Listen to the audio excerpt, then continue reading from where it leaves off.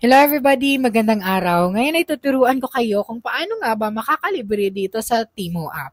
So, kapag bagong user ka pa lang ng Timo app, marami silang free gifts sa'yo. So, buksan mo lang yung App Store, Play Store at i-download mo ang Timo application at gagawa ka ng iyong account. So, kapag nakagawa ka na ng account, marami silang pa-welcome gift sa iyo. So, napakaraming paraan para makalibre ka sa Timo, katulad na lamang ng gumamit ka ng referral codes at promo links. So, maaari kang makakuha ng libreng gifts sa pamamagitan ng pag-accept ng invitation codes mula sa ibang users, pag-share ng iyong sariling referral link sa mga kaibigan mo, pag-join sa mga promo events na inaalok ng Timo.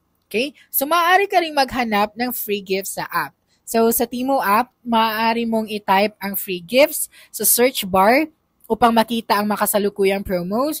Minsan, may mga offers din sila tulad ng spend 500 pesos, get 2 free gifts, or cut to 0 pesos. So, promos kung saan maaari mong bawasan ang presyo ng item hanggang maging libre ito. So, tandaan mo lang, ang mga promos na ito ay maaaring magbago kaya't mabuting i-check ito ng regular.